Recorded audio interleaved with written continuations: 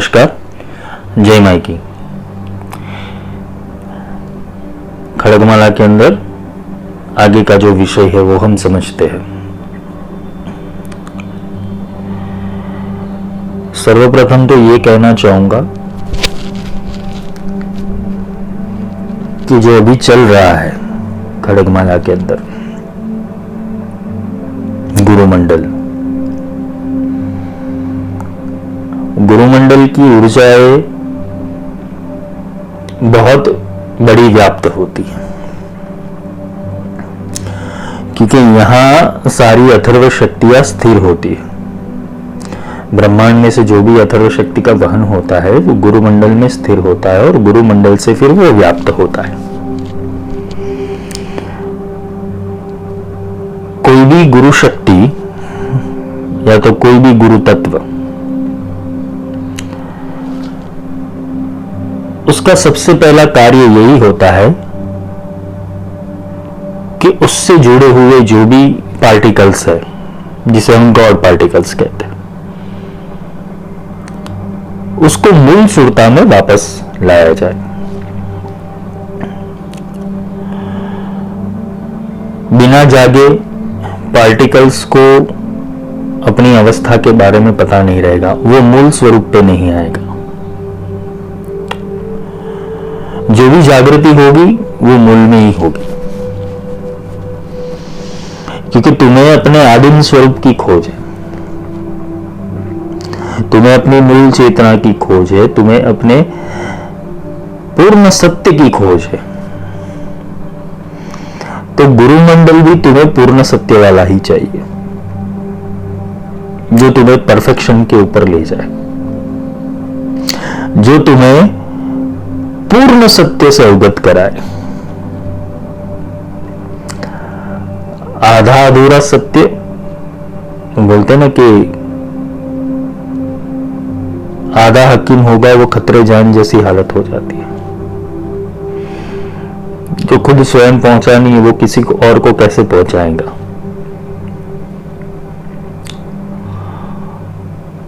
हमारे जीवन में बहुत सारे गुरुओं का प्रवेश होता है, बहुत सारे टीचर्स आते हैं लाइफ के अंदर।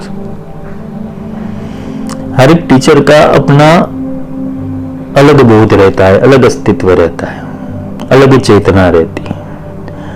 मूल गुरु तत्व एक है, पर जिस शरीर के अंदर, जिस मन के अंदर, जिस संस्कार के अंदर वो कार्य कर रही वो अलग है।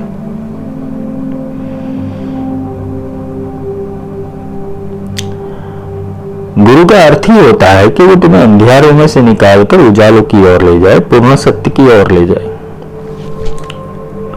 वास्तविकता का दर्शन कराए।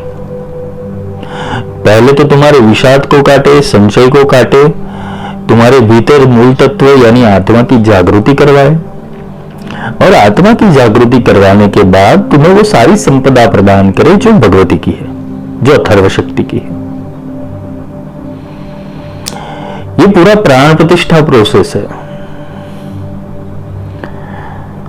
गुरु और शिष्य के बीच जब कोई संबंध स्थापित होता है, वो आगे बढ़ता है, तो गुरु का एक ही कार्य होता है कि किस हिसाब से इसको मेरे अनुरूप बनाऊं। गुरु का कार्य है घड़ाई करना,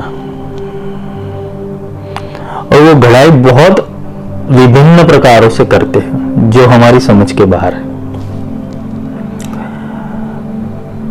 इसे गुरु कसौटी भी कहते हैं, और गुरु किस जगह पे किसकी कसौटी कर ले वो पता भी नहीं चलता है। कि गुरु का कार्य है परखना कि ये पीतल है या सोना है, ये हीरा है या पत्थर है, ये मिट्टी का तपा हुआ घड़ा है या कच्चा गढ़ा हुआ। टकोर करते हैं। तुम्हारे भीतर ये तो जो भी हम अभी जो समझ रहे खड़गमाला श्री विद्या अंतर्गत कुंडलिनी, जो कुंडलिनी है तुम्हारी, वो कुंडलिनी है क्या? एक स्पेसिस है जिसने संस्कार धारण किए हुए। जो अलग अलग लोकांतरों से ट्रैवल करने के बाद, अनेक जन्मों के बाद ट्रैवल करने के बाद, अनेक योनियों से ट्रैवल करने के बाद, अनेक काल, देश, धर्म, जाति, प्रजाति, संप्रदाय, ये सब में से ट्रैवल करने के बाद वो प्रोग्राम होती होती तुम्हारे अंदर अभी बैठी हुई है। जैसे जैसे कुंडलिनी किसी ऊर्जा के संपर्क में आएगी तो वो वहां पर व्याप्त होगी। सुषुप्त की बात नहीं कर रहा हूं, जो अर्ध जागृत है वो। सुषुप्त को तो कोई लेना देना ही नहीं होता है, वो पशु समान होता है। उसको साधना से, भगवान से, भक्ति से, गुरु से, उससे कोई लेना देना नहीं होता है। वो भगवान को उसे इसलिए मानता है कि वो सिर्फ बोलते हैं ना कि अपनी मांगे पूरी कर सके। जो अर्ध जागृत है तो वो क्या करेगा, किसी भी ऊर्जा के रिफ्लेक्शन में आएगा, चाहे वो मंत्र ऊर्जा हो, तंत्र ऊर्जा हो, यंत्र ऊर्जा हो, अघोर की ऊर्जा हो या स्वयं शक्ति, आदि शक्ति हो। उसके संपर्क में आने के बाद वो अपनी विकास करती है।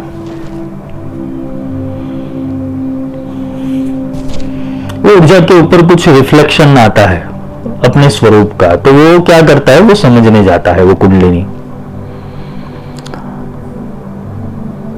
की खुद की सेंस नहीं है, लेकिन वो बोलते हैं ना कि वो अपने विचारों से, उस विचार शक्ति या क्रिया शक्ति से उसे रन करती है। और ये जो कुंडलिनी को संचालित करने वाला है वो कोई और है, वो आत्मा नहीं है। इसलिए तो हम कहते हैं कि कुंडलिनी को परम शिव के अंदर मिलाना है, परम शुद्ध चैतन्य के अंदर मिलाना है।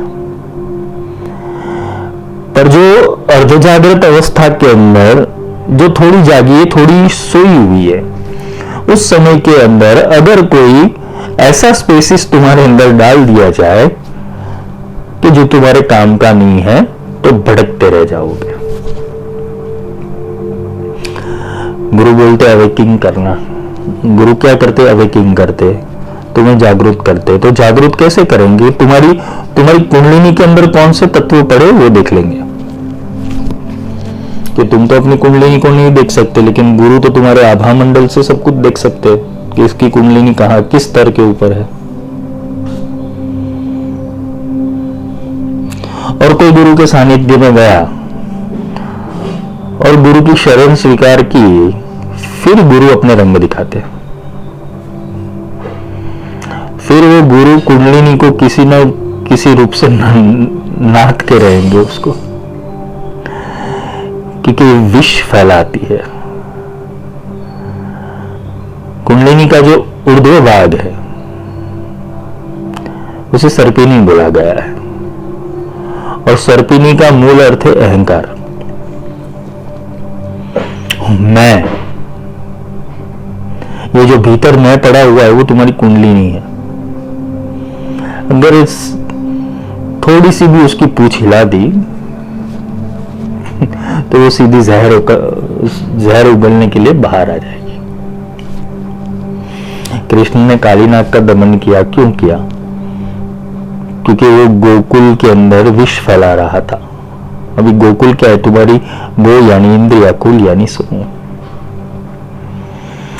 तो यही काली नाग के ऊपर तुम्हें साक्षी बनके ऑब्जर्वर बनना है। साक्षी होके तुम्हें उसका ऑब्जर्विंग करना है। ये कुंडलिनी कैसे विष फैला रही है तुम्हारे भीतर। क्योंकि गुरु का संपर्क ऐसा नहीं, काफी ज्यादा लोग क्या होते हैं कि भाई इतना गुरु से अटैच नहीं होते, या तो फिर बोलते ना कि लाइफ में 1-2 बार मिलना होता है, कुछ बातें चीतें नहीं होती। गुरु लीलामृत का वो बोलते हैं ना कि भाग नहीं होते। गुरु का कार्य है ज्ञान देना और शिष्य का कार्य है ज्ञान लेना, और बढ़ाई नहीं होती उसमें। बढ़ाई तभी होगी जब तुम गुरु के निकट रहोगे, गुरु के पास रहोगे, गुरु के संपर्क में रहोगे, फिर गुरु तुम्हारी कुंडलिनी को नाथेंगे। काफी लोग कहते कुंडलिनी को सिद्ध करना चाहिए। कुंडलिनी को कदापि सिद्ध मत करना। वो जितनी सिद्ध होगी वो अकारांत प्रकारांत सब प्रोग्रामों को रिफ्लेक्शन कर देगी तुम्हारे भीतर।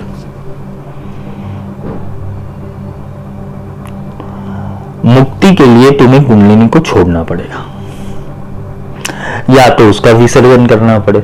शुद्ध चैतन्य के अंदर एक प्रोग्राम है, उसको डिस्ट्रॉय करना है। ये कुंडलिनी का मेल सहस्त्रार में शिव में होना, उसका अर्थ क्या है कि वो डिस्ट्रॉय हो जाती है। वहां पर वो मिल गई, मूल ऊर्जा से मिल गई, तो वो शिव नहीं हो गई। अभी तो वो शक्ति है। शक्ति का अर्थ है उसका, बोलते हैं कोई ट्रांसफॉर्मेशन नहीं हुआ है। उसको जिस रूप में ढालोगे उस रूप में ढल जाएगी। पर अगर वो गलत प्रोग्राम लेके, जैसे गणपति थे, उनके अंदर पहले शक्ति तत्व ही था,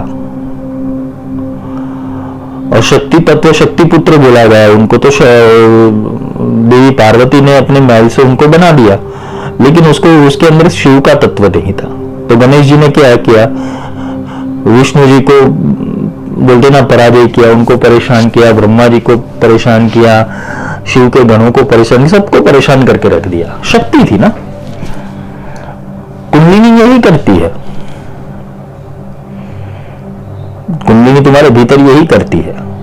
अगर जाग गई तो परेशान करना शुरू कर देगी। वो किसी के ताबे में नहीं आएगी।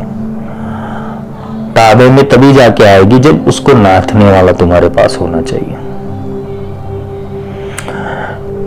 कृष्ण ने कालिये नाग के मस्तक के ऊपर अपने पैर मार मार कर उसका विष निकाला था। और गुरु का काम भी यही है कि तुम्हारे भीतर पड़ा हो जितना भी अहंकार है उसको लात मार मार कर निकालना, क्योंकि तुम्हें ले जाना है मूल चेतना में, और तुम अभी भी किसी अवस्था में पड़े हो। और जब तक अवस्था में पड़े हो तब तक तुम सिद्धि से दूर हो। मूल चेतना से तुम दूर रहते हो, मूल सिद्धि से दूर रहते हो। और ये विष निकलेगा नहीं तो तुम जन्म जन्मांतरों तक यही विष के साथ तुम वापस जन्म लोगे, वही विकारों के साथ लोगे। तुम्हारा पैटर्न बदलने वाला नहीं है, तुम्हारे संस्कार बदलने वाले नहीं है। तुम पिछले जन्म में भटक रहे थे, इस जन्म में भटक रहे हो, क्योंकि विष निकालने वाला कोई मिला नहीं। काल तापनमयी, तो ये जो काल का ताप है वो तुम्हारे भीतर संचित है कुंडलिनी के रूप में। उसे तुम 7 चक्रों में से पसार करना चाहते हो। वो 7 ट्रांसफॉर्मर है तुम्हारे बॉडी के, वो पूरा 7 ट्रांसफॉर्मेशन प्रोसेस है, अलग अलग 7 ब्रह्मांड के यूएसबी है वो। बस तुम्हें जागरूक करना है। जागरूक करके करोगे क्या? कोई सिद्धि में फंसेगा, कोई प्रसिद्धि में फंसेगा, कोई अलग अलग ज्ञान विज्ञान में फंसेगा, कोई किसी पद में फंस जाएगा, कोई किसी परिस्थिति में फंस जाएगा, कोई किसी समूह में फंस जाएगा। ये फंसने का धंधा है, और क्या है।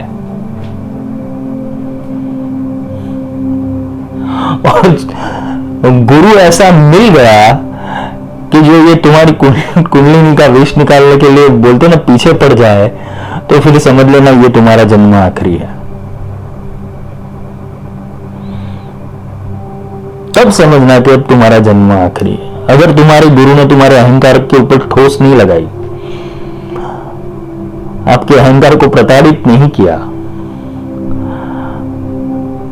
आपके जीवन में अगर गुरु का कोई रोल ही नहीं है, समझाने का, सिखाने का, संवाद नहीं है गुरु से ऊर्जा में कैसे संवाद कर पाओगे? अभी तक तो मेरे को वो समझ में नहीं आता। जो प्रत्यक्ष है, प्रत्यक्ष तुम्हारे सामने बोलने वाला है, वो जागरूक है।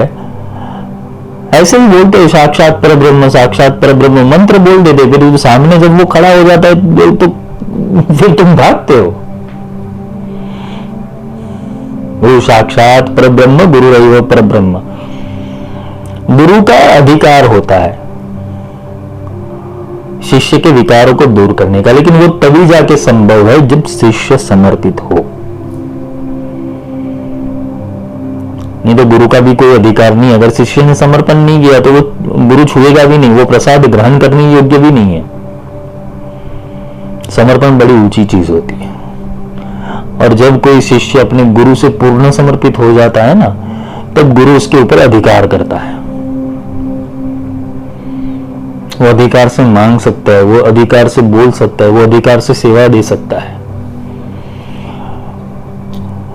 अलगमाला विषय के अंदर जो गुरु मंडल है, वो तो गुरु की एक बोलते हैं ना कि गुरु के प्रकार बताए गए, गुरु के अलग अलग रूप से भाव बताए गए। और तुम्हें जाना किधर है? रामानंदमयी अंतिम गुरु की ओर, अंतिम गुरु तत्व की ओर जाना है। तुम्हें वो परमात्मा के साथ रमन करना है, वो परमात्मा से योग बनाना है, वो परमात्मा के आनंद में रमना है तुम्हें। तो तुम्हारे लिए तो सारी चीजें बकवास है, तुम्हें बाजू के ऊपर रख देनी चाहिए, सिर्फ और सिर्फ परमात्मा के ऊपर ध्यान देना चाहिए। और गुरु जो कहते हैं ना, उसके ऊपर पूर्ण रूप से विश्वास करके चल लेना चाहिए। साधना कोई छोटा पथ नहीं है कि तुम 10-15 दिन के अंदर सीख जाओगे। साधना लंबे काल तक चलने वाला एक प्रोसेस है। कम से कम 12 या 13 साल चाहिए साधना के लिए। पूर्ण साधना सीखनी हो तो, अपने आत्मस्वरूप तक जाना हो तो। हाँ, किसी को भगवत कृपा हो जाए, गुरु कृपा हो जाए तो उसे तुरंत भी मिल सकता है, पर संचित कर्म भी होने चाहिए ना, ऐसे कि गुरु कृपा कर दे तुम्हारे ऊपर। पात्रता के बिना कृपा भी कैसे करेंगे? वो तो जब कृपा होती है तब वो स्वयं भू उसके अंदर से परमात्मा प्रकट होता है। उसे कुछ सिखाने की जरूरत नहीं पड़ती है। गुरु बोलते चल बोल, मैं क्या कहना चाहता हूं, वो अपने आप प्रकट हो जाएगा। इसे सिद्धि कहते हैं। मनोकपोल के ऊपर आने वाली जो सारी कल्पांतिक बातें हैं, वो तो सिर्फ और सिर्फ किसी को भ्रम में डालने के लिए बनी हुई है। परमात्मा आव्यामी स्थापयामी, देवी आव्यामी स्थापयामी, ऐसे क्या स्थापन हो जाएगा? तुम्हें तो फिर बोलते हैं ना कि सबके अंदर स्थापन कर दो, आव्यामी स्थापयामी। वो चेतना भी उसे पकड़ती है ना कि जिसको उसकी खोज होती है। वो चेतना हर किसी को नहीं पकड़ती, और हर कोई उसके लिए बना भी नहीं हुआ है, क्योंकि ये माया जाल है, मैट्रिक्स है। तुम्हारे आसपास जितनी भी चीजें चल रही है सब मैट्रिक्स है। मन तुम्हें जो सोच दे रहा है, मन तुम्हें जो तुम्हारा अहंकार पोषित कर रहा है, मन तुम्हें जो ज्ञान विज्ञान समझा रहा है, वो भी मैट्रिक्स है। सोचो, मन कहां से सीख के आता है ज्ञान? मन जो बातें सीखता है, ज्ञान सीखता है, वो कहां से सीख के आता है? उसे कौन सिखाता है? अगर तुम अपने मन से प्रश्न पूछोगे तो उसके पास भांति भांति के उत्तर होंगे। क्यों? ऑलरेडी सिखा हुआ है, वो तुम्हें सिखा रहा है, तुम्हें अपने हिसाब से चला रहा है, जबकि तुम्हें उसको अपने हिसाब से चलाना है।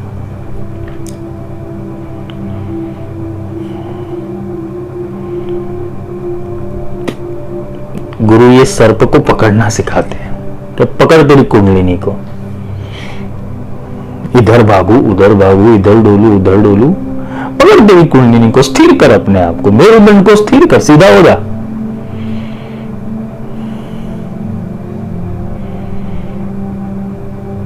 ये तुम्हारा सहस्त्रार चक्र और मूलाधार चक्र, उसके बीच में मेरुदंड आता है। यही 33 करोड़ देवी देवता है। इसमें गंगा यमुना सरस्वती महालक्ष्मी महाकाली, गंगा यमुना सरस्वती महालक्ष्मी महाकाली महासरस्वती, ये प्रधान नाड़ियां है। सत्व रज तमस, वात पित्त कफ, वो ब्रह्मा विष्णु महेश है। ये तुम्हें कौन समझाएगा?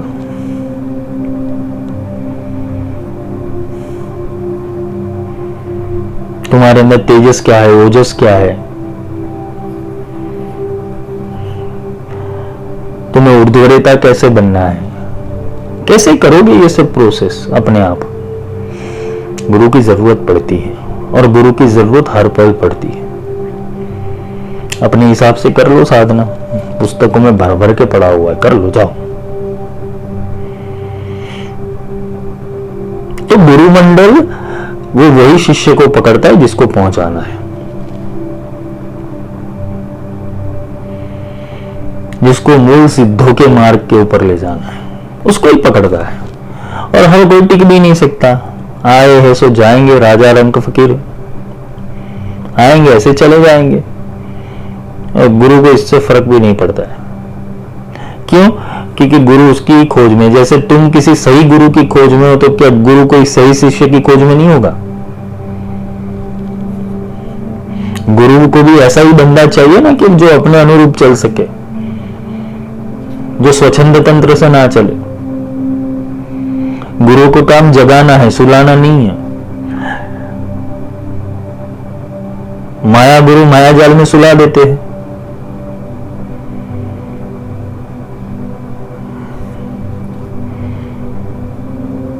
एक इंसान को जगाना इतना मुश्किल है, मुक्ति तो दूर की बात होगी,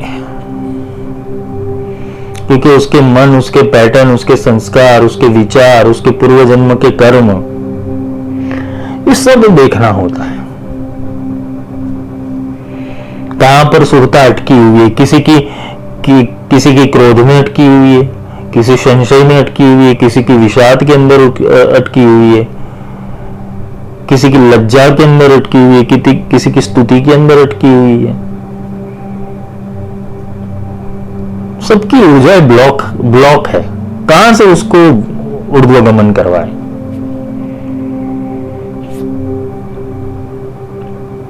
तुम्हारे भीतर 3 मुख्य गुण है, सत्व, रज, तमस। तुम किसी एक गुण को पकड़कर बैठे हो, वो समझ लो। तुम किसी एक गुण को पकड़कर बैठे हो, इसलिए तुम त्रिगुणातीत नहीं हो सकते, इसलिए तुम कालातीत नहीं हो सकते, इसलिए तुम बेहद त्रयातीत नहीं हो सकते, इसलिए तुम मूल आधार स्थिति के ऊपर नहीं आ सकते।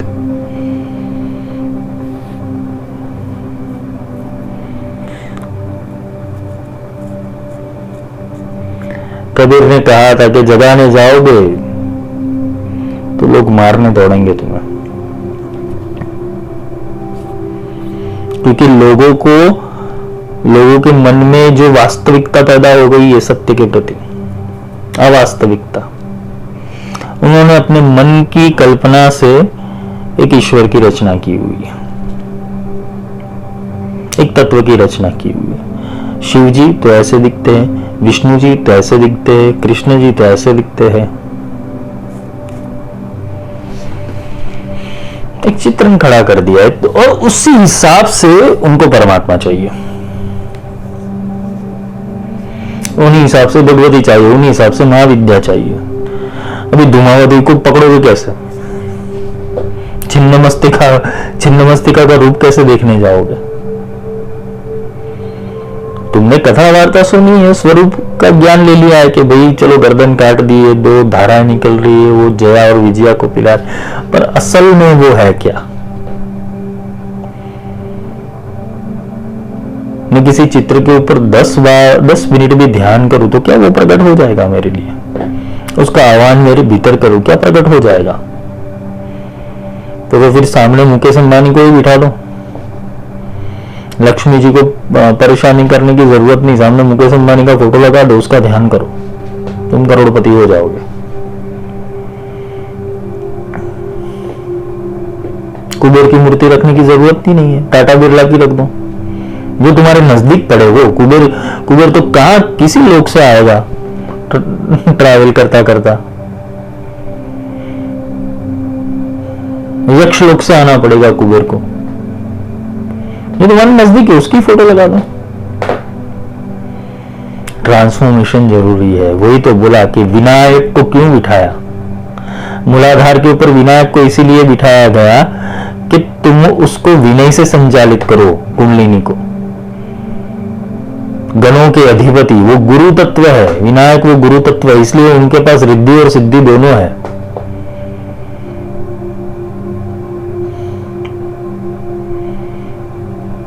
रिद्धि वाली वृद्धि,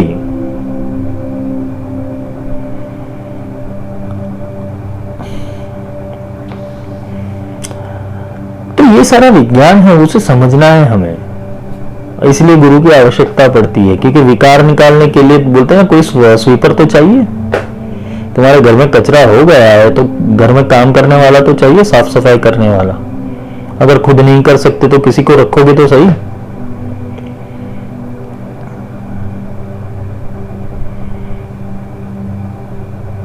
यहां तक देवी देवताओं को भी गुरु की परीक्षाओं में से पसार होना पड़ा था। तो ये गुरुमंडल कुछ ऐसा ही है। गुरुमंडल सीधे रूप से तुम्हारी परीक्षा नहीं करेगा कभी भी, उनके तरीके अलग होते हैं। और जो टिक गया वो अपना, उसको फिर मूल के ऊपर बोलते हैं ना, ले जाया जाता है, मूल के ऊपर लिया जाता है, टिकना पड़ता है। यही रण संग्राम है और यही महाभारत है। टिकना पड़ता है अंतिम युद्ध तक, पांचों इंद्रियों को जीवित रखना पड़ता है।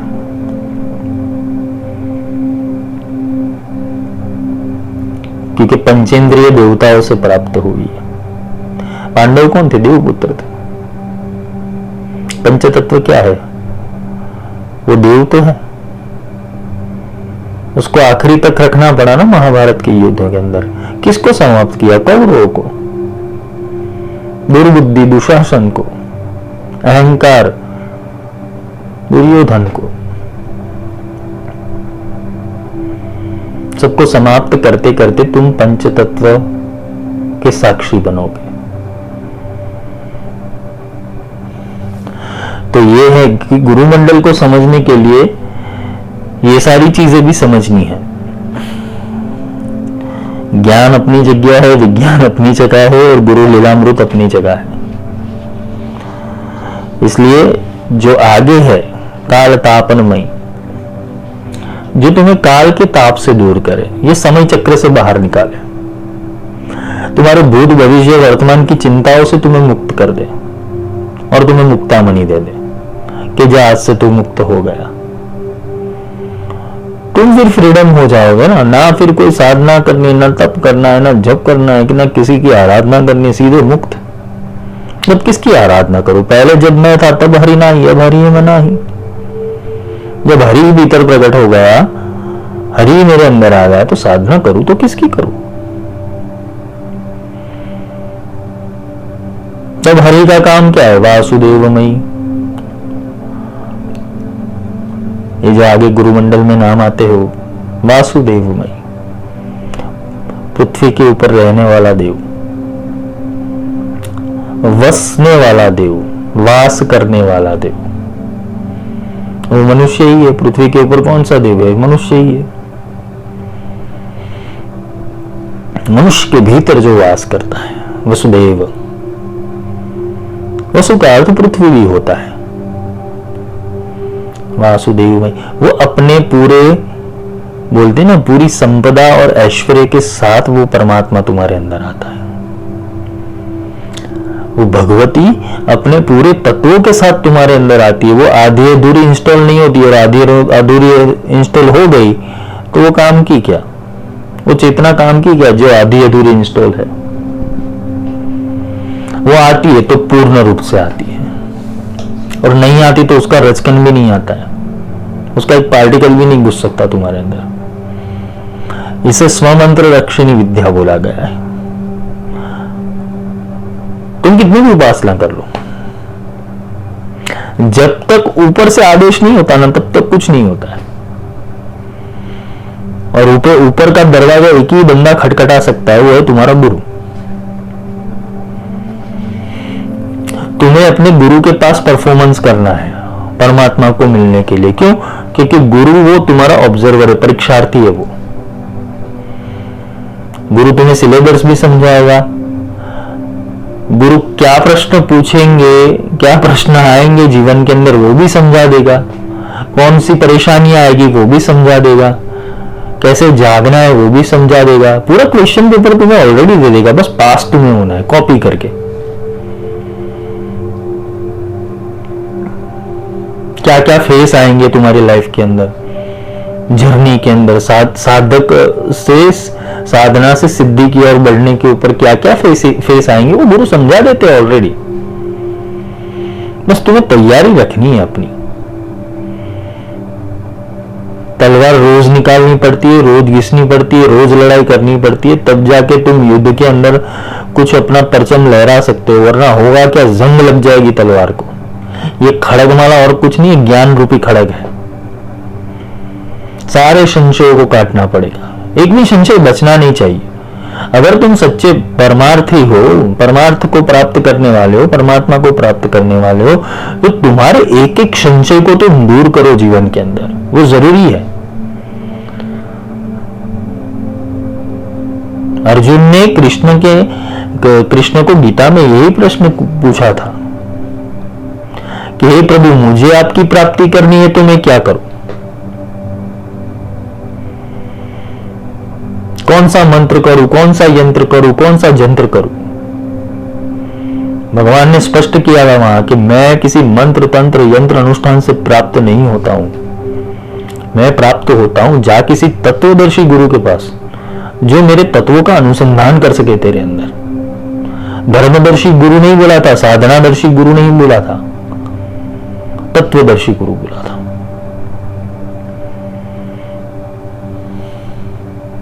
साधना से तत्वों को तो शोधन करना है, पर जब डायरेक्टली तत्व मिल जा रहे हैं तो फिर साधना करने की जरूरत क्या है? वो तत्व मिलने के बाद साधना करो तो कुछ मिले जीवन के अंदर। भगवती मिलेगी तो भक्ति कर पाओगे ना। आज तुम्हारा बेटा है, तुम्हारी माँ है, तुम्हारे पिताजी है, तुम्हारा मित्र है, तुम्हारे साथ उनके जो भी संबंध है, तुम जी रहे हो, उसके साथ आनंद कर रहे हो, तो अभी फैमिली में वो परमात्मा एंटर हुआ नहीं है, वो सिद्धि एंटर हुई नहीं, वो साधना एंट्री हुई नहीं है उसकी। और जब एंट्री हो जाती है तो 24 घंटे वो चालू रहती है, पल पल ले तो संभाल। जाप मरे अजपा मरे, अनहद भी मिट जाए, राम स्नेही ना मरे। जिसको स्नेह है ना परमात्मा से, वो किसी भी हिसाब से उसके मूल तत्व तक जाता है, कि प्राप्ति मूल में होती है, शाखाओं में नहीं होती।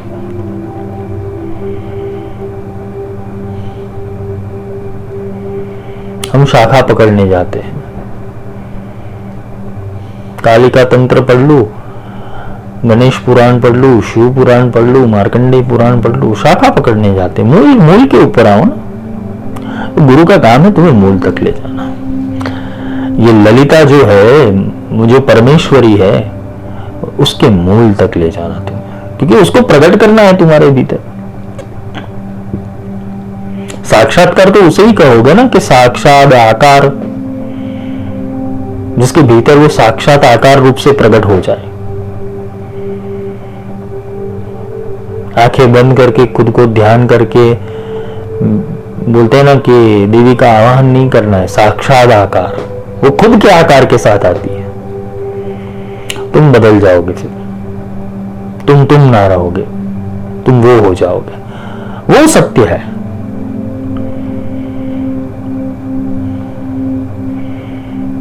पौंड्रक कृष्ण बनने का प्रयास किया था उसने, पौंड्रक ने कृष्ण बनने का प्रयास किया था। उसने वो सुदर्शन चक्र भी ले लिया, गदा भी ले ली, सब ले लिया, 2 हाथ भी लगवा दिए। फिर हुआ क्या? जब सामने सचमुच का कृष्ण है तो उस चक्र चला नहीं उससे। तो ऐसा ही होगा।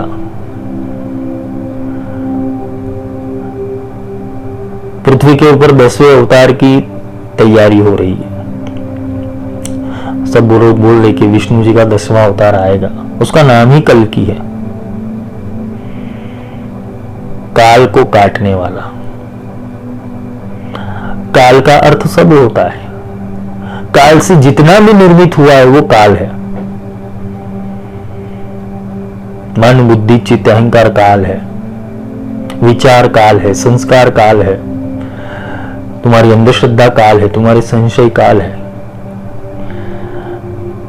वो 10वां अवतार 10वें द्वार से प्रकट होगा। वो 10म द्वार कौन सा है? तुम्हारा सहस्त्रार।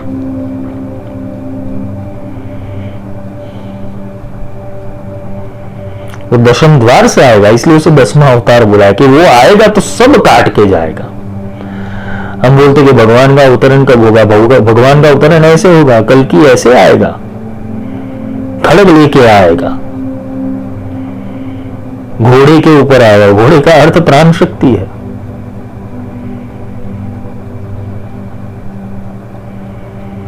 तुम बुद्ध बन गए, लेकिन संचय नहीं कटा तो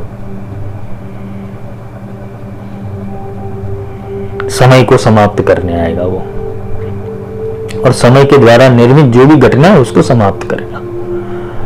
विष्णु का प्रवेश वो विशेष अणु है, वो डिफरेंट होगा ना, सबसे अलग होगा, सबसे जुदा होगा। वो सुषुम्ना में प्रकट होता है क्योंकि उसे संचालन करना है, उसे स्थिरता लानी है, उसे बैलेंस करना है। पर ये गुप्तता सिखाएगा कौन तुम्हें? शास्त्र के अर्थ समझने से कुछ नहीं होगा, प्रैक्टिकली क्या है वो समझना है। तो ये खड़गमाला जो विषय है उसके अंदर गुरु मंडल ये कार्य करता है तुम्हारे भीतर, वो आध्यात्मिक बोध देता है ना कि रिचुअल्स के अंदर, परंपराओं के अंदर तुम्हें डाल दे। तुम्हें सुबह से शाम तक बोलते हैं ना कि एक प्रोसेस के अंदर डाल दे, जाओ इतना प्रोसेस कर लो, और कितना समय बिगाड़ेगा तू? जागृति ही महादेवी जप सिद्धिम कुरुष्व में, तुम्हारे जब कब सिद्ध हो गए? सिद्ध कुंजी का पढ़ तो ली, जब सिद्ध कब हो गए? जागृति ही महादेवी, जब महादेवी जागृत हो गई।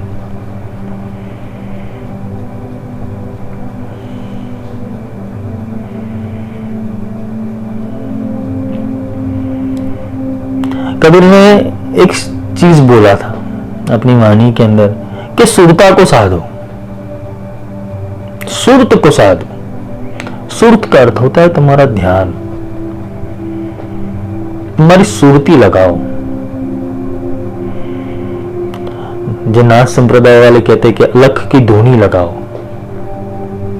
अलख जो लिखा ना जाए, जो बोला ना जाए, वो अलख की धुनी लगाओ तो वो जागृत होगा। अष्टावक्र गीता के अंदर भी इसकी थोड़ी झलकें मिल जाती है कि अगर किसी की बुद्धि यहां तक पहुंच जाती कि ये जो आत्मा रह रहा है तुम्हारे भीतर वो किसी लोक का परमात्मा है, वहां तक तुम्हारी बुद्धि ले जाओ तो तुम्हें आगे का रास्ता मिलेगा।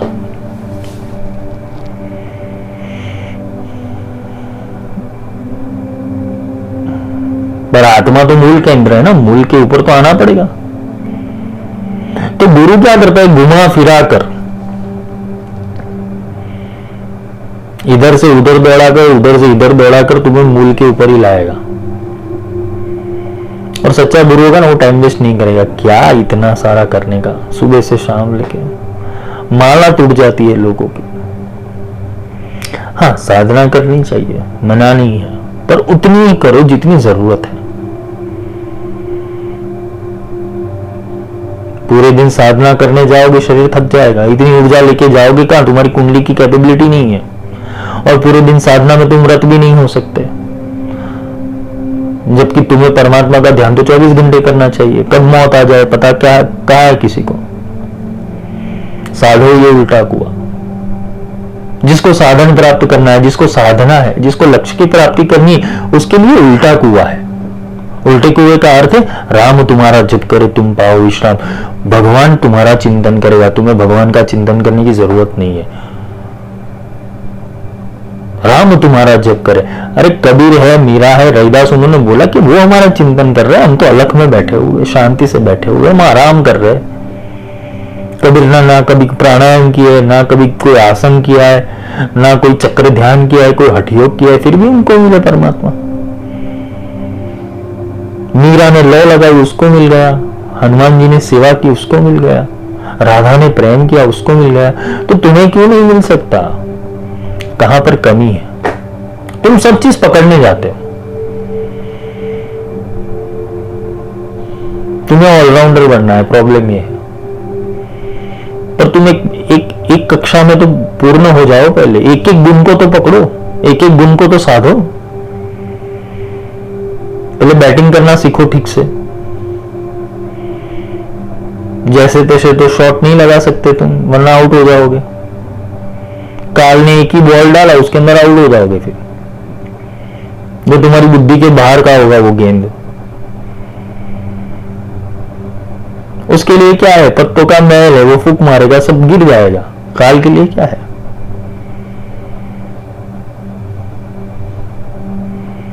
तुम काल से तो बड़े नहीं हो। इसलिए काल का ताप दूर करने के लिए गुरु की जो कला है काल तापनमयी, वो तपाता भी है। गुरु क्या करते, तप भी करवाते हैं और काल से रक्षा भी करते हैं।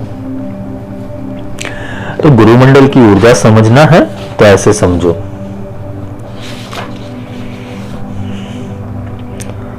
मुक्त केशेश्वर में मैंने समझाया था कि जो सारे द्वंद्वों से मुक्त हो गया है, सारे विकारों से मुक्त हो गया है, जिसने सब जंजाल से तुम्हें छुड़ा दिया है, वो गुरु का स्वरूप। जो खुद इसे कहते हैं ना कि बंधे को बंधा मिला छूटे कौन उपाय।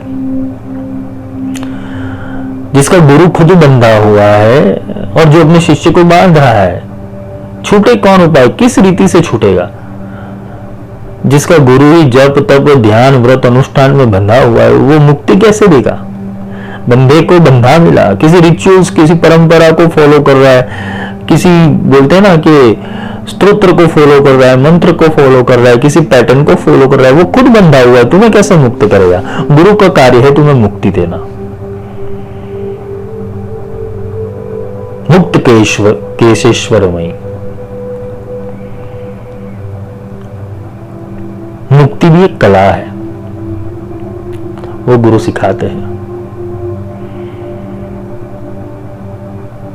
बंधे को बंधा मिला छूटे कौन उपाय, कर सेवा निर्बंध की जो पल में देते छुड़ाए। किसकी सेवा करनी है, जो खुद निर्बंध है, जो सारी अवस्थाओं से मुक्त है, जो अवधूत है, जो सही मायने में अवधूत है, जिसको ना संसार की परवाह है, ना अपने वेश की परवाह है, ना अपने वाणी की परवाह है। वो निस दिन वो अवधूत के चिंतन में रहता है, वो तत्व के चिंतन में रहता है, वो अवधूत की शरण में चाहे। वो अवधूत तो निर्बंध है। दत्तात्रेय को दिगंबरा दिगंबरा करते श्रीपाद वल्लभ दिगंबरा, तो उसका अर्थ ही क्या है, दत्त अत्राय दत्ती अत्राय, जिसने तीनों गुणों के ऊपर विजय प्राप्त करके एक दृष्टा का स्वरूप धारण किया है, वो दत्तात्रेय है। दिगंबरा का अर्थ है जिसने यह आकाश को अपना, बोलते हैं ना कि कपड़े बना दिए हैं, आकाश को जिसने धारण कर लिया है शरीर के ऊपर, जो निर्बंध है, जो हमेशा मुक्त है, वो अवधूत है। तो मुक्त केशेश्वरमयी को समझने के लिए तुम्हें ये तत्व को, अवधूत तत्व को समझना पड़ेगा। फिर आता है दीप कलानाथ में। दीप यानी अगर हम हमारी भाषा में समझने जाए, दीप का अर्थ है ज्ञान, ज्योति। असतो माम सद्गमय तमसोर्माम ज्योतिर्गमय मृत्यु माम अमृतगमय। ये ज्योतिर प्रकट करते हैं गुरु कला के रूप में तुम्हारे भीतर। ये सारे खड़ग के ही प्रकार है। जो भी गुरु का जो ये भाव है, गुरु के रूप के दर्शन है, वो खड़ग का ही एक प्रकार है।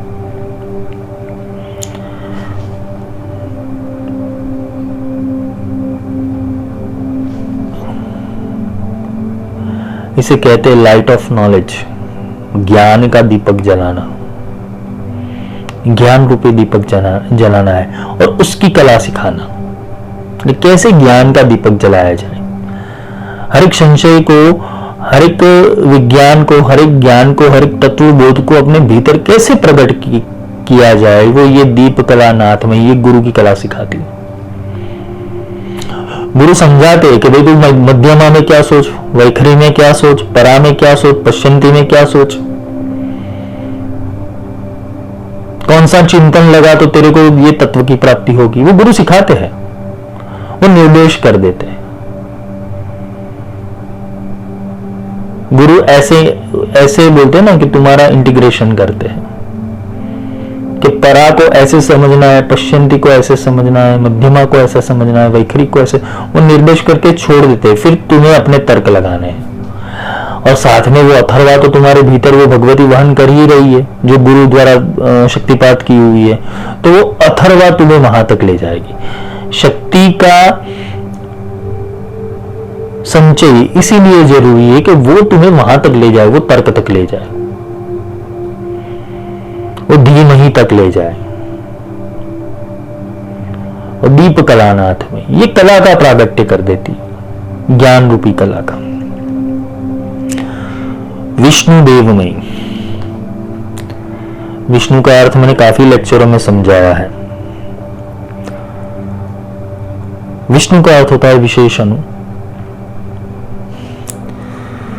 इसे हम तत्व भी कहते हैं। ये देखो, ये सब उपासक हो गए, जितने भी नाम है, अगस्त्य, लोपामुद्रा, मुक्त केशेश्वरमयी, रामानंद नाथमयी, प्रभाकर देवमयी, ये सब उपासक हो गए। पर उपासकों को हमको समझना है कि भाई इसके पीछे का तत्व क्या है। अभी विष्णु के पीछे का तत्व वो तुम्हारे बोलते हैं, तुम्हारे भीतर का विशेष अणु तत्व, जो तभी प्रकट होता है जब तुम्हें जागृति करनी होती है। देखो, भगवान विष्णु को योग निद्रा में रहते हैं, आरूढ़ रहते हैं, और पीछे शेषनाग रहता है, वो कुंडलिनी शक्ति है। ऐसे ही तुम्हारी स्थिति है, तुम्हारी कुंडलिनी जागृत रहती है और तुम योग निद्रा में रहते हो। ये तुम जी रहे हो, ये वो योग निद्रा है। अभी जो जी रहे हो वो तुम्हारी स्वप्न अवस्था है। मूल तत्व दर्शन के ऊपर ले जा रहा हूं तुम्हें। ये तुम अभी जी रहे हो वो स्वप्न काल है तुम्हारा, तुम्हारी मूल जागृति कहीं और है। तुम्हारी जागृति करने के बाद तुम्हारी साधना शुरू होती, क्योंकि तुम्हें परफॉर्म स्वप्न अवस्था में करना है, लड़ाई यहां पर करनी है, जंग यहां पर जीतनी है। तुम्हारा विष्णु तो सो रहा है, इसलिए बोलता है ना कि अवतार प्रकट होते हैं। विष्णु डायरेक्टली नहीं आते, उनके अवतार आते, उनके मैसेंजर आते, उनका स्वरूप आते। तो ये क्या है? ये विशेष अणु का प्रागट्य होता है, उसे अवतार कहते हैं। वो चेतना का प्रागट्य हो जाता है। और मूल रूप से विष्णु तो योग निद्रा में ही है।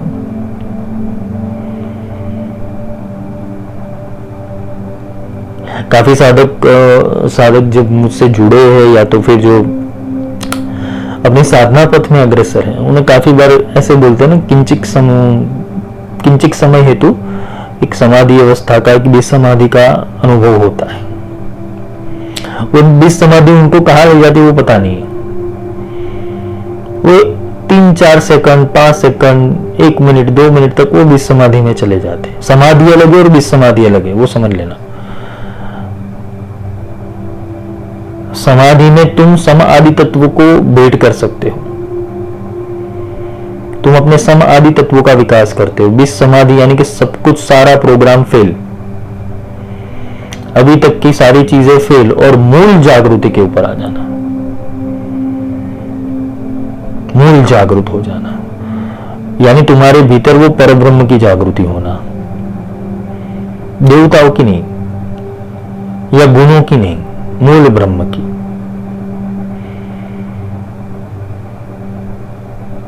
तो ये विशेष अणु ट्रैवलिंग करता करता करता तुम्हें बीज समाधि अवस्था में ले जाता है।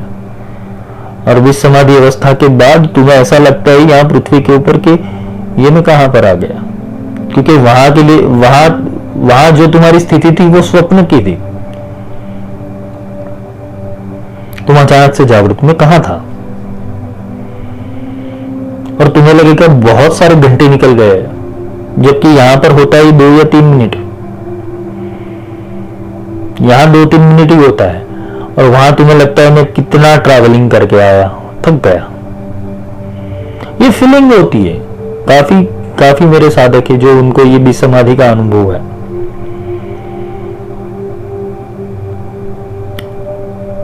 तुम्हारे 1 मिनट की साधना में 1 घंटा निकल जाता है, इसे योग निद्रा कहते हैं। अभी लोग सेशन नहीं लेते कि योग निद्रा के अंदर 10 मिनट की योग निद्रा में 3 घंटे की नींद लो, तो वो किसी म्यूजिक का सहारा लेते हैं, जबकि साधना मार्ग में म्यूजिक का कोई सहारा नहीं होता है, नाद ब्रह्म का सहारा होता है। वो अनाहत नाद बजता है। कोई बोलते हैं ना कि आहत नाद से नहीं होता है, अभी जो बाहरी जो साउंड सुनते हैं उसे आहत नाद कहते हैं। अनाहत नाद यानी कि जिसको किसी भी प्रकार से उत्पन्न नहीं किया जाता, अनहद, जिसको किसी भी प्रकार की आहट से पैदा नहीं किया जाता, जिसको किसी भी प्रकार के घर्षण से पैदा नहीं किया जा सकता, वो नाद अनाहत है। गुरु की कृपा हो गई तो तुम्हें ये नाद मिल गया तो समझ लो जीवन में कुछ भी प्राप्त अब करने की जरूरत नहीं, यही सब कुछ है। शब्द ही सतगुरु, सतगुरु ही शब्द, शब्द ही सतगुरु है और सतगुरु ही शब्द है। जिस शब्द से राम कृष्ण भय वही शब्द बच लीजिए। जिस तत्व से ये राम और कृष्ण जैसे देवता बने, राम और कृष्ण जैसे अवतारी बने, वही शब्द बची लीजिए। तो ये तत्व से उन्होंने अपनी अवस्था प्राप्त की। वशिष्ठ जी ने और राम जी, एक दिन राम जी ने बहुत विवेक से वशिष्ठ जी को पूछा कि गुरुदेव मुझे ये समझाने की कोशिश करे कि जो लोग मुझे राम बोल रहे, जिस नाम से मुझे पुकार रहे, उस नाम का अर्थ क्या होता है और क्या वही मैं हूं? अगर मैं वही राम हूं, वही नारायण हूं, तो मुझे उसकी, बोलते हैं ना कि उसका साक्षात्कार करना है। लोग तो बोल रहे कि मैं नारायण का अवतार हूं, लेकिन मुझे तो खुद के अंदर तो विश्वास आना चाहिए ना। तो वशिष्ठ जी ने बोला कि जिस राम के ऊपर से तुम्हारा नाम राम रखा गया है, वो राम अलग है।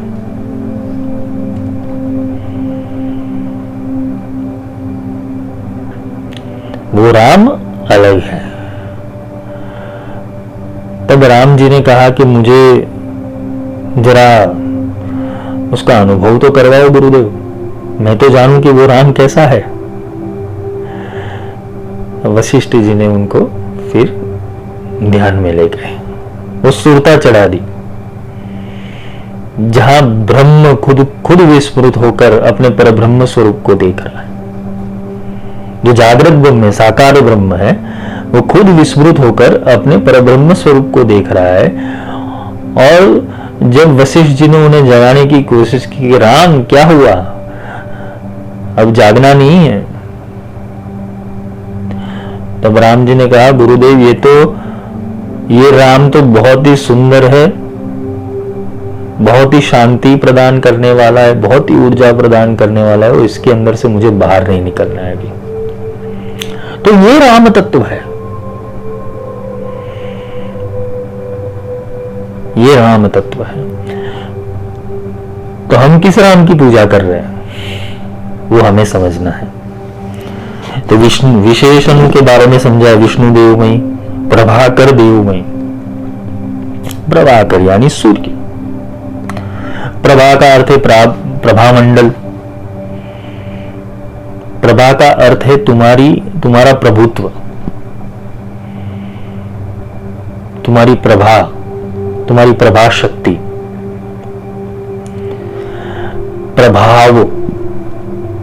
प्रभाव करना किसी के ऊपर। तो वो प्रभाव कैसे होता है, ये प्रभाव शक्ति या ये प्रभाकर तत्व क्या करता है,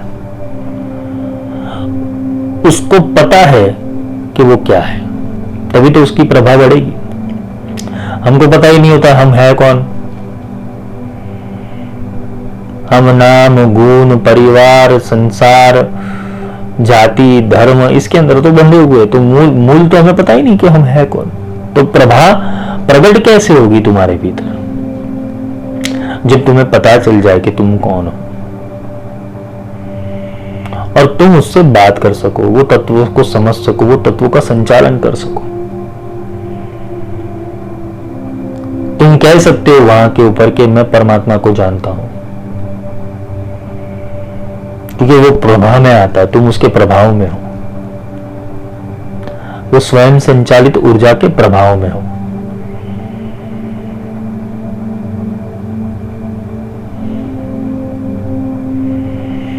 तुम वो निहि शब्द को शब्द में वर्णित करने वाले बन जाओगे। तुम वो परा कला को मध्यमा में वर्णित करने वाले बन जाओगे। तुम वो अलक्ष्य को लक्ष्य में प्रकट करने वाले बन जाओगे। तुम अलख की लेखनी बन जाओगे। तुम वो निराकार का साकार रूप बन जाओगे। तो ये खड़गमाला है, ये इम्प्लांटेशन गुरु करते हैं यहां पर। जैसे जैसे तुम्हारी साधना बढ़ेगी, साधना के स्तर बढ़ेंगे, तो ये तत्वों का इम्प्लांटेशन गुरु स्वयं कर देते हैं। ऐसा नहीं कि ये तुम्हें मंत्र या स्तोत्र समझा के दिया जाएगा कि देखो मैं तुम्हें प्रभाकर दे रहा हूं, वासुदेव दे रहा हूं, रत्नदेव दे रहा हूं। ऐसा नहीं करता, वो सारी ऊर्जा एक साथ चैनलाइज कर देते हैं। तभी तो खड़गमाला चलता है कि तुम्हें अब हमने नित्याओं में समझा था महावज्रेश्वरी, जो एक स्पेसिफिक एनर्जी तुम्हारे साथ चल रही है उसको तुमने संजो लिया, उसको सिद्ध कर ली, और अभी तुम्हारा जो ज्ञान है वज्र के समान अखंडित हो गया है। उसको खंडित नहीं कर सकते, ना उसमें संशय पैदा हो सकता है अभी। वैसा ही ये है प्रभाकर देव में। तो कला गुरु दे देते हैं। वो निराकार को आकार कैसे देना है, साकार कैसे करना है, वो कला गुरु दे देते हैं।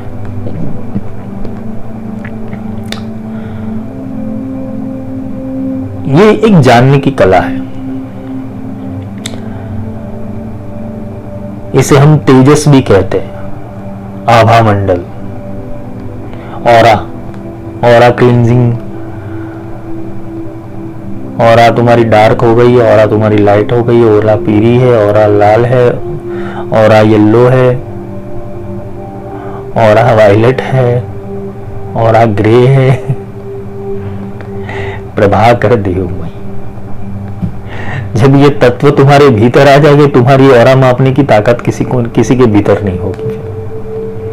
तुम सर्व गुण संपन्न, सर्व कला संपन्न हो जाओगे, एक सूर्य की तरह देदीप्यमान हो जाओगे।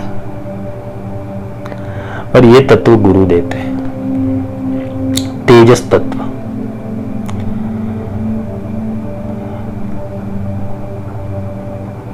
तेजस तत्व का जो उत्थान कहां पर होता है? तुम्हारे मणिपुर के अंदर, मणिपुर चक्र के अंदर तेज वहां पर है, अग्नि वहां पर प्रकट होती है, जो पूरे शरीर के अंदर, शरीर के बोलते हैं ना, शरीर के स्वास्थ्य के लिए वो अग्नि प्रकट रहती है।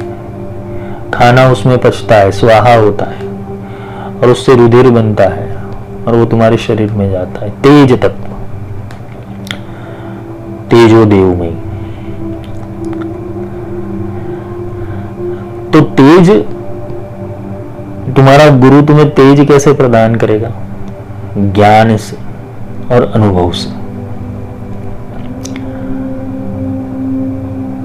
तुम्हें वो निस्दिन सत्संग में, 24 घंटे सत्संग में डाल देगा। तुम अपने साथ ही बैठे रहोगे, और फिर तुम्हें किसी की किच सुनने में, बोलते हैं ना कि रस नहीं रहेगा। तुम अपने आनंद में मस्त रहोगे, अवधूत आनंद के अंदर, ब्रह्मानंद के अंदर, निजानंद के अंदर, सहजानंद के अंदर। कोई बुलाए तो भी ठीक, ना बुलाए तो भी ठीक, ऐसी अवस्था हो जाएगी।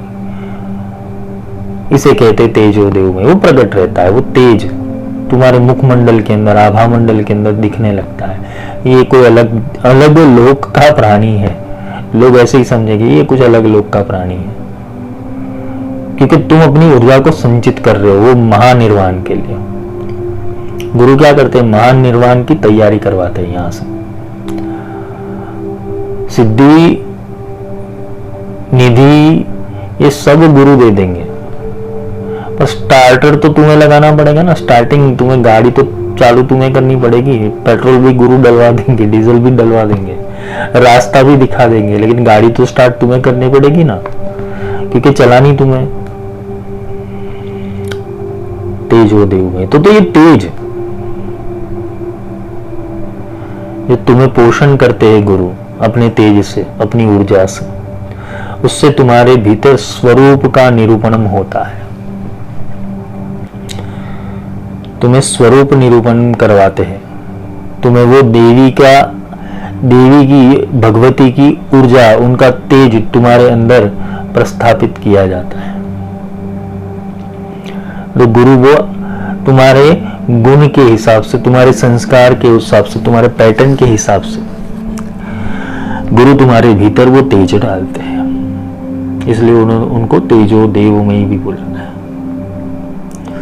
मनोज देवमयी। जब तेज आ जाते हैं तो क्या होता है, हमने महाभारत में देखा हुआ है कि जब कृष्ण ने अपना विराट स्वरूप लिया, चाहे हस्तिनापुर में चाहे कुरुक्षेत्र के मध्य के अंदर, तो तेज इतना व्याप्त हो गया कि सब लोग की आंखें बंद हो गई।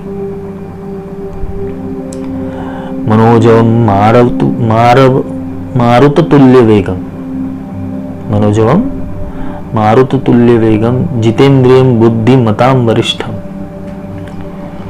बुद्धि के अंदर जो वरिष्ठ हो चुका है, मनोजवम, जो मन को लुभाने वाला है, मन को समझ में ना आए वैसा, मनोज देव में। जब वो तुम्हें वो तत्व समझ में आ जाता है, मनोज तत्व समझ में आ जाता है, तो इंद्रियां तुम्हारी अपने आप कंट्रोल हो जाएगी।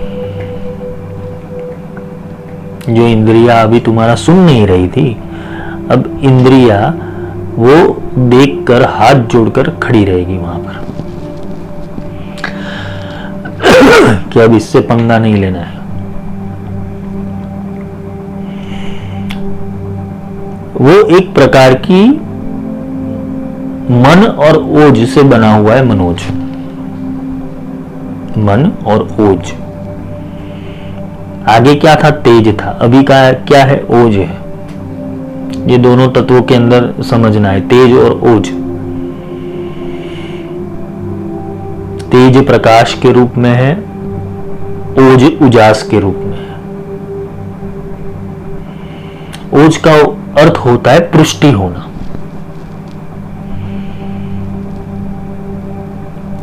पुष्ट होना। तुम्हारे शरीर में ओज ना हो, ओजस तत्व ना हो तो क्या होगा, इसे विस्तरण का तत्व कहते हैं, ओजस।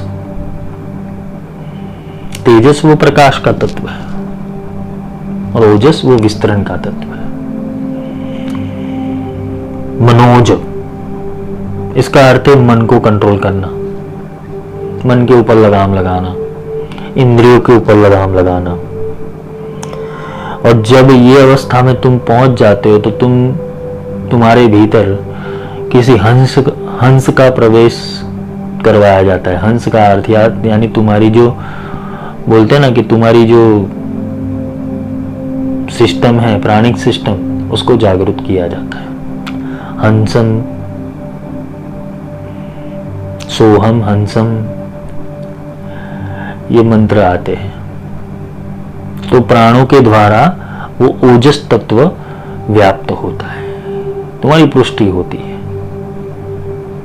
तुम्हारा ज्ञान विशाल होता जाता है, एक परमहंस श्रेणी का ज्ञान तुम्हें मिलना शुरू हो जाता है। तो ये मनोज तत्व से तुम्हारे भीतर ये गुण के प्रागट्य होते हैं। मारुत तुल्य वेगम, जितेंद्रियम, जिसने इंद्रियों के ऊपर विजय प्राप्त किया हुआ, बुद्धिमताम वरिष्ठ,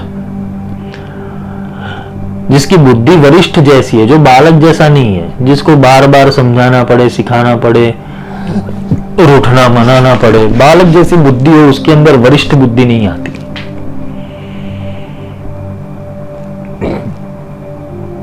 बुद्धिमताम वरिष्ठम, जिसकी मति, जिसकी बुद्धि वरिष्ठ है, जो प्रज्ञान ब्रह्म की प्राप्ति कर चुका है,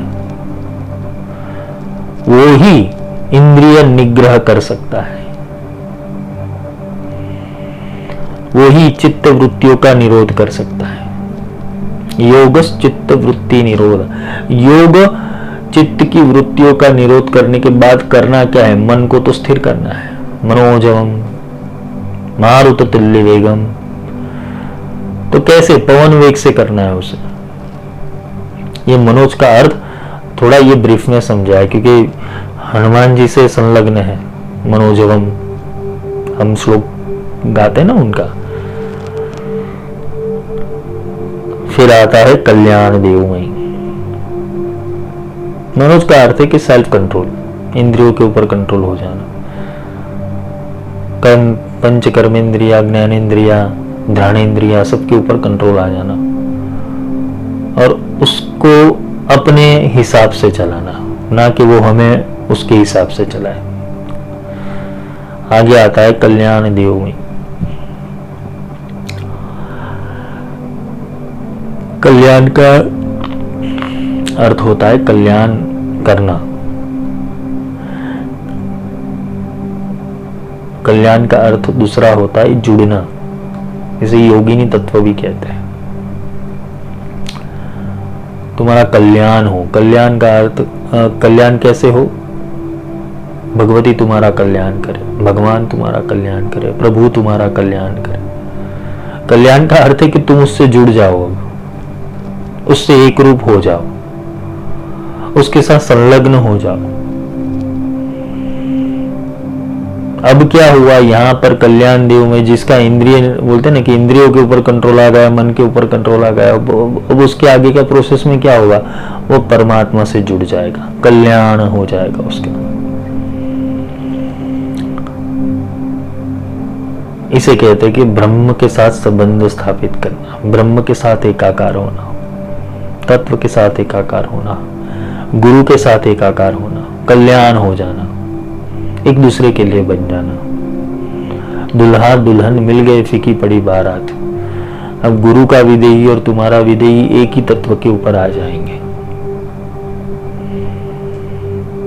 गुरु के भीतर का विदेही और तुम्हारा भीतर का विदेही एक ही तत्व के ऊपर आ जाएंगे, ब्रह्म संबंध हो जाना।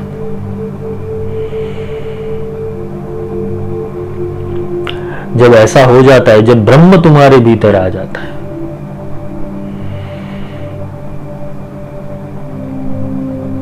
कृष्ण जन्म के एक पंक्ति है कि गागर में सागर भरी आयो, ब्रह्म यशोदा के घर आयो। जिसके भीतर यश का उल्लास है, जिसके भीतर यश और आनंद है, जो दूसरों को यश देना पसंद करता है, जो किसी को आनंद देना पसंद करता है, उसके भीतर ये साक्षी, ये कृष्ण प्रकट होता है।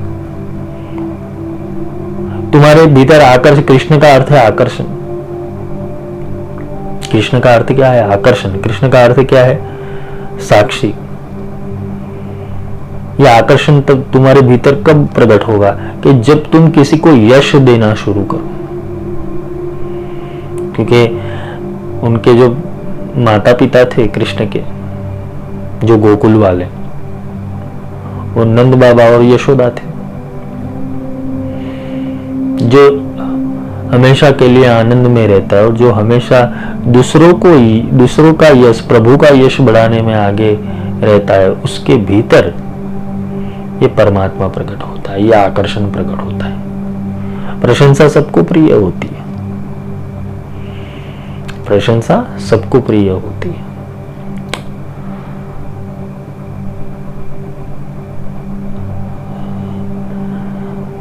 आगे है वासुदेवमयी।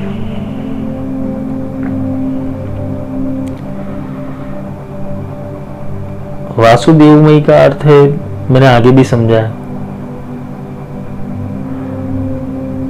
जो बसने वाला देव है, जो सबके भीतर बसा हुआ है, जो पृथ्वी के ऊपर बसा हुआ है, पृथ्वी का एकमात्र देव जिसे मनुष्य बोला गया है। इसको देवताओं की श्रेणी में लाया जा सकता है।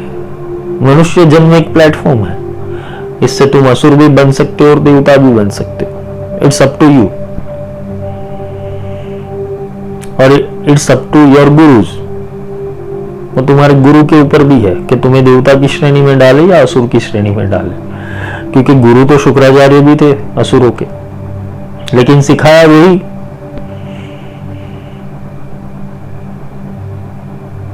हमारे भीतर रोज यदि देवासुर संग्राम चलता रहता है, पर हमारा गुरु क्या सिखाता है उसके ऊपर निर्भर करता है। वासुदेवमयी। वासुदेव का अर्थ है कि सब प्रकार की जो संपदा है, सब प्रकार की जो सुविधा है, सब प्रकार के जो ऐश्वर्य है, सब प्रकार की जो शक्तियां है, वो उसके भीतर वास करना।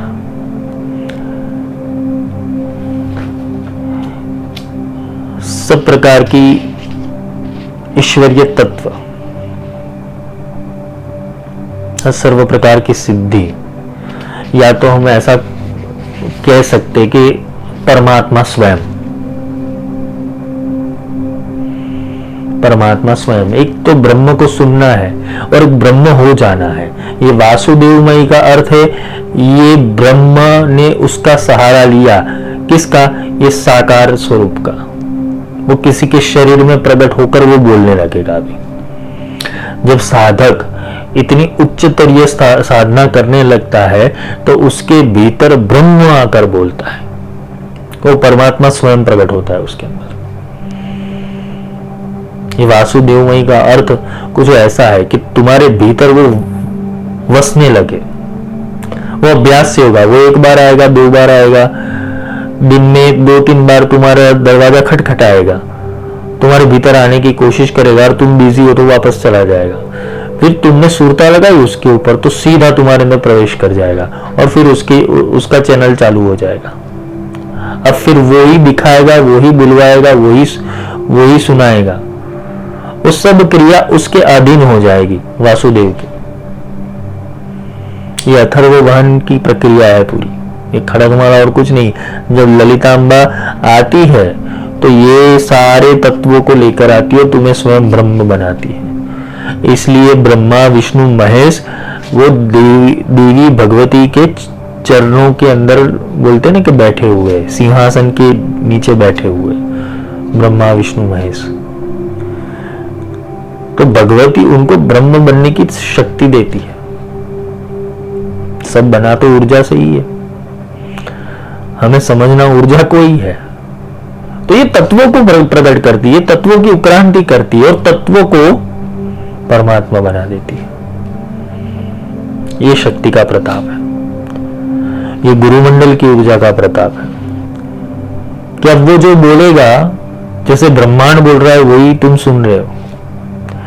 वो कोई गीत ही बोलेगा, जो जैसा साधक होता है, जो यहां तक पहुंचा हुआ है, तो उसके भीतर वो परमात्मा ही उद्गीत करेगा, उसकी वाणी ही चलेगी। वो निस्दिन सत्संग में रहेगा और सत्य प्रकट करता रहेगा।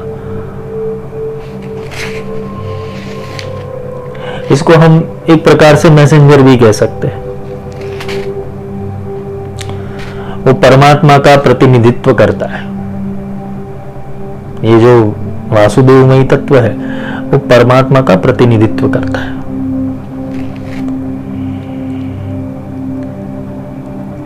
रत्न देवमयी। रत्न देवमयी का अर्थ, रत्न कहां पे लगते हैं? मुकुट में। मुकुट कहां पर रहता है? सहस्त्रार में। तुम्हें वो चिंतामणि प्राप्त हो जानी।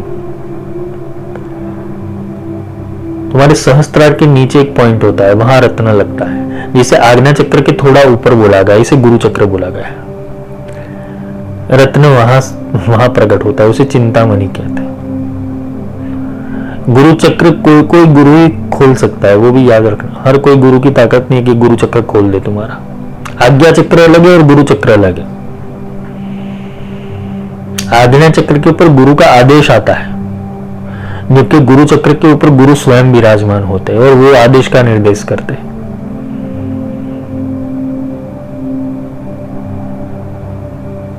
नहीं समझ आएगा क्योंकि ये सारी जो भी चीजें वो बोलते हैं ना कि है, शास्त्रों में भी उसका गुरु चक्र का उल्लेख है।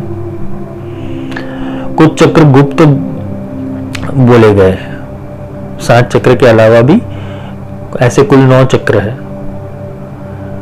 2 चक्र गुप्त बोले गए। वो गुरु सानिध्य में सिखा जाता है।